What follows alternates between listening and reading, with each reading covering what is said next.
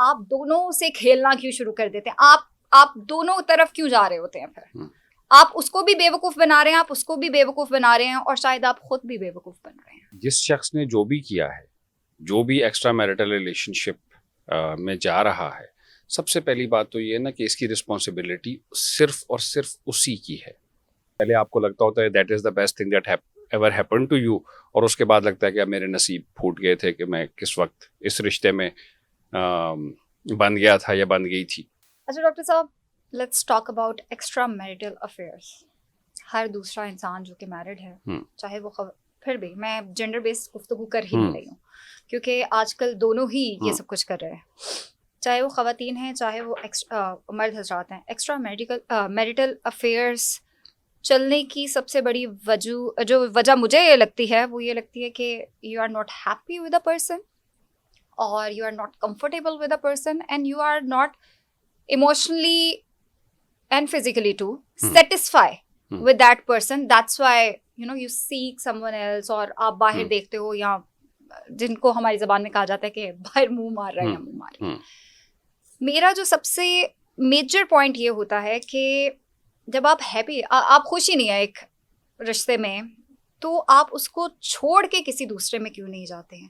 اور some how ایک relation شپ کے اندر رہتے ہوئے آپ کو کوئی دوسرا اچھا لگ جاتا ہے، آپ اس کے ساتھ زیادہ کمفرٹیبل ہو جاتے ہیں، آپ کو لگتا ہے کہ he or she is the best thing ever happened to me. تو پھر آپ پہلے والے کو ایگزٹ کیوں نہیں کرتے ہیں؟ آپ دونوں سے کھیلنا کیوں شروع کر دیتے ہیں؟ آپ دونوں طرف کیوں جا رہے ہوتے ہیں؟ پھر آپ اس کو بھی بے وقوف بنا رہے ہیں، آپ اس کو بھی بے وقوف بنا رہے ہیں، اور شاید آپ خود بھی بے وقوف بن رہے ہیں. ایک تو یہ کہ آخری والی بات بڑی امپورٹنٹ تھی کہ خود بھی بے وقوف بن رہے ہیں. دو تین چیزیں ہیں اس ٹاپک کے حوالے سے. پہلی بات یہ کہ جس شخص نے جو بھی کیا ہے، جو بھی ایکسٹرا میرٹل ریلیشن شپ میں جا رہا ہے، سب سے پہلی بات تو یہ ہے نا کہ اس کی رسپانسبلٹی صرف اور صرف اسی کی ہے. یعنی وہ جو آپ بات کر رہے تھے، اس میں کہیں نہ کہیں اگر میں اسی بات کو انڈورس کروں گا تو اس میں کہیں نہ کہیں ایسا ہو رہا ہوگا کہ میں وہ جو دوسرا پارٹنر ہے جو کہ جس نے کوئی ایکسٹرا میرٹل افیئر نہیں چلایا، میں اسی دوسرے پارٹنر کو کہیں نہ کہیں سٹلی بلیم کر رہا ہوں نا کہ اچھا یار اس کے ساتھ سیٹسفائیڈ نہیں تھا، تو کہیں نہ کہیں میں سوچ رہا ہوں کہ اچھا کہیں اس کا قصور تھا. You get my point? تو اس کا قصور تھا، وہ ریلیشن شپ میں وہ سیٹسفیکشن نہیں تھی، وہ کنیکشن نہیں تھا. I am in a very subtle way میں دوسرے شخص کو بھی کہیں نہ کہیں قصوروار ٹھہرا رہا ہوں، مگر ایسا نہیں ہے. whosoever is getting into an extramarital relationship، وہ جو بھی شخص ہے، سب سے پہلے اس کی ذمہ داری اس کی اپنی ہے. ہی از دا ون جو اس کانٹریکٹ کو وائلیٹ کر رہا ہے، اور شی از دا ون جو اس کانٹریکٹ کو وائلیٹ کر رہا ہے جو اس کے اور دوسرے شخص کے درمیان موجود تھا.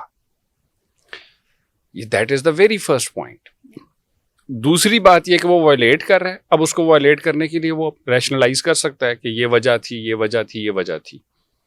مگر ٹھیک ہے، ایسا بھی ہوتا ہے کہ ریلیشن شپ نہیں بھی چلتا. ایسا بھی ہوتا ہے کہ آپ اس شخص کے ساتھ واقعی پہلے آپ کو لگتا ہوتا ہے that is the best thing that ever happen to you, اور اس کے بعد لگتا ہے کہ اب میرے نصیب پھوٹ گئے تھے کہ میں کس وقت اس رشتے میں بن گیا تھا یا بن گئی تھی. بالکل ہو سکتا ہے.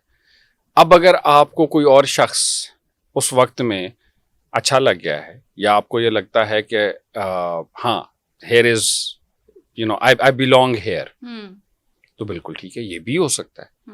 مگر اس میں آپ کی بات سے 100% متفق ہوں کہ ایسا ہونے کی صورت میں آپ کو یہ آپ کی مورل اوبلیگیشن بھی ہے، اور کہ آپ پہلے شخص کو انفارم بھی کریں، اور پھر آپ اس ریلیشن شپ سے ایگزٹ کریں. اگر آپ بیسیکلی تو اگر آپ یہ بھی نہیں کر رہے and you are having side relationship going on, تو میرا یہ خیال ہے کہ یہ سب سے پہلے تو اس بات کی نشانی ہے کہ آپ کافی کمزور شخص ہیں.